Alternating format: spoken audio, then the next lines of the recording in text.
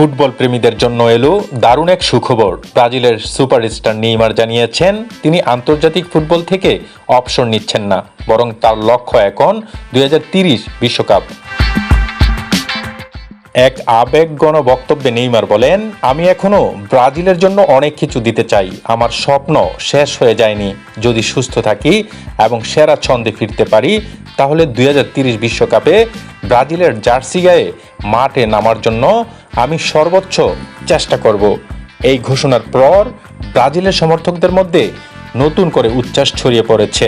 সামাজিক যোগাযোগ মাধ্যমে লাখো ভক্ত নেইমারকে শুভকামনা জানাচ্ছেন এবং আশা করেছেন তিনি আবারও নিজের জাদুকরী ফুটবল দিয়ে বিশ্বকে মুগ্ধ করবেন।